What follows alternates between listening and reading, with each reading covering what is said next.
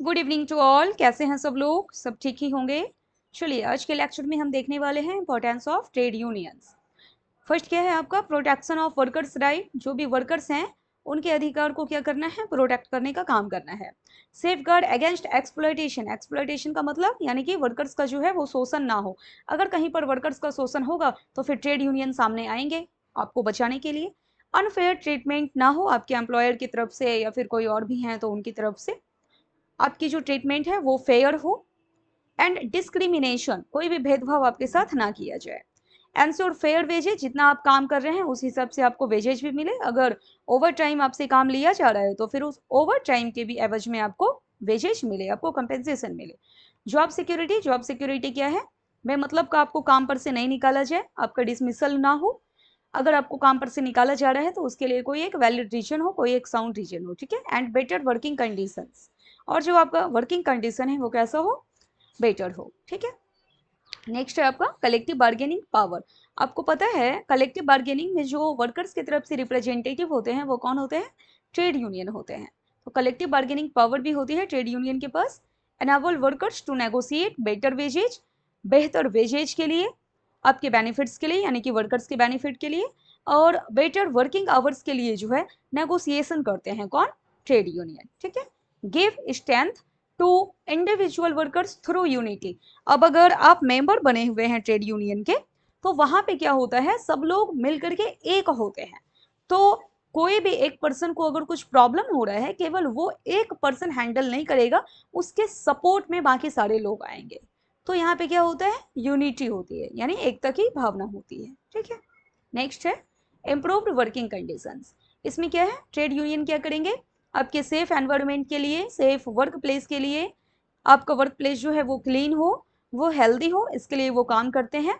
Influence policies, policies जो भी बनाती है गवर्नमेंट हो या फिर जो आपके ऑर्गेनाइजेशन है उनकी तरफ से जो भी पॉलिसीज बनाई जाती है, पॉलिसीज को ये प्रभावित करने का काम करेंगे related to safety, training and welfare, ठीक है। नेक्स्ट है आपका रिप्रेजेंटेशन इन डिस्प्यूट। अगर कुछ डिस्प्यूट हो जाता है, कुछ अगर वाद विवाद हो जाता है मैनेजमेंट और वर्कर्स के बीच में, तो फिर वहां पर बीच बचाव करने के लिए कौन आएगी, ट्रेड यूनियन आएगी। Represent workers in legal matters, disputes and grievances. Prevent arbitrary dismissals. अब ये आर्बिट्ररी डिसमिसल्स क्या है, लास्ट लेक्चर में आपने पढ़ा होगा, लेकिन मुझे भरोसा है आपके ऊपर आप भूल भी गए होंगे। आर्बिट्ररी डिसमिसल्स क्या है, अगर किसी भी वर्कर्स को बिना किसी साउंड रीजन के निकाल दिया जाए, बिना किसी लीगल बेसिस के निकाल दिया जाए, आपको काम पर से टर्मिनेट किया जा रहा है और रीजन आपको पता ही नहीं, क्लियर, आपको बताया ही नहीं जा रहा है कि आपको काम पर से निकाला क्यों है, इसी को आप क्या बोलते हैं, आर्बिट्ररी डिसमिसल्स। और पनिशमेंट, आपको बेमतलब का कोई पनिशमेंट ना मिले, बिना किसी गलती के पनिशमेंट ना मिले, ठीक है। नेक्स्ट है आपका एजुकेशन एंड अवेयरनेस। वर्कर्स को एजुकेट करने का काम करती है ट्रेड यूनियन। अब एजुकेशन क्यों प्रोवाइड किया जाएगा आपको, ताकि आपको ना आपके लॉज के बारे में पता हो। अब लॉज का मतलब वो नहीं रे, LAWS लॉज का मतलब यहाँ लेबर लॉज, यानी जो कानून है आपसे रिलेटेड जो बना हुआ है उस कानून के बारे में आपको पता हो, आपके अधिकार के बारे में आपको पता हो। तो आपके राइट्स को बताने के लिए और लेबर लॉज को बताने के लिए आपको एजुकेट करने की आवश्यकता है, आपको अवेयर करने की आवश्यकता है। Organize training, skill development and welfare programs. Next, industrial peace and harmony.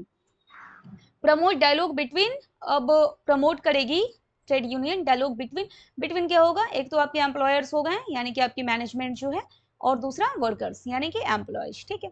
अब इन दोनों के बीच में अगर कुछ डिस्प्यूट होता है, कोई अगर वाद विवाद होता है, तो बात बात पर एम्प्लॉयज जो है वो स्ट्राइक करने के लिए नहीं चले जाए, लॉकआउट करने के लिए नहीं चले जाए। बात बात पर, छोटी छोटी बातों पे कॉन्फ्लिक्ट्स ना हो, और छोटी छोटी बातें ही फिर जाकर के वो बड़ी बातें बन जाती है। तो किसी भी छोटे मुद्दे को इतना ज्यादा हवा ना मिल जाए कि लॉकआउट की आवश्यकता पड़े या फिर स्ट्राइक करने की जरूरत पड़ने लग जाए। यहाँ पे ट्रेड यूनियन क्या करते हैं, इन दोनों के बीच में आती है, जो भी इनकी मांगे हैं उनको पूरी करवाने के लिए, ठीक है। ये है आपका reduce chances of strikes, lockouts and conflicts. अब अगर ट्रेड यूनियन नहीं रहे तो फिर एम्प्लॉयज क्या करेंगे, छोटी छोटी बातों पे चले जाएंगे हड़ताल करने के लिए, लॉकआउट करने के लिए, ठीक है। या फिर कॉन्फ्लिक्ट जो है वो भी आपका क्या हो जाएगा, बढ़ जाएगा। अगर ट्रेड यूनियन है तो फिर पहले ट्रेड यूनियन अपने साइड से तो जो भी मामला है उसको शांत करने की कोशिश करेगा, नहीं होता है तो फिर ट्रेड यूनियन जाएगा। ट्रेड यूनियन क्या है, वर्कर्स का रिप्रेजेंटेटिव है, वो जाएगा एम्प्लॉयर से बात करने के लिए। और इससे क्या होगा, जो इंडस्ट्रियल पीस है वो बनी हुई रहेगी, वो मेंटेन रहेगी और हार्मोनी रहेगा, यानी एक सौहार्दपूर्ण का वातावरण रहेगा ऑर्गेनाइजेशन में।